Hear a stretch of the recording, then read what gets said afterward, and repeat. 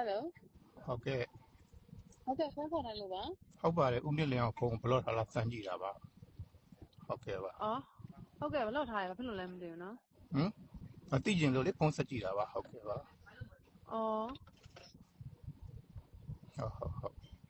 အားကြောင့်ဘလို့လဲတော့မသိပါဘူးဗျာအော်အတားမရှိလို့လေဘယ်လောက်လဲဆိုတာဟုတ်ပါဟုတ်ပါပြီဗျာအရေးရှိလို့လားယင်ဘာနဲ့တက်ရှိလို့လဲဟမ်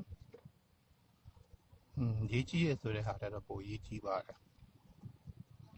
ဟုတ်ကဲ့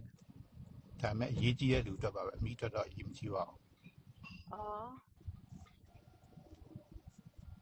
โอเคဆိုလေပြီးတာပဲဟုတ်ကဲ့ဒီမှာကလောရောက်နေရယ်ဟုတ်တယ်ဟုတ်ကဲ့ပါဟုတ်ကဲ့ကျမကိုပြပြသားပြောဘာဖြစ်လို့ဖုန်းဆက်တာလဲဟာမင်းနဲ့ကျုံးနဲ့ဂျမ်းမှာဖုန်းမဆက်ရဘူးလားဟိုတနေ့ကပဲပတ်စံ330ခီးထွက်ဖို့ပေးလိုက်တဲ့လူတယောက်ကအဲ့ဒီနောက်ပိုင်းဘာမှဖုန်းဆက်စရာမလိုတော့ဘူးလားမဖွင့်သေးဘူးကိုရဘာဖြစ်လို့လဲ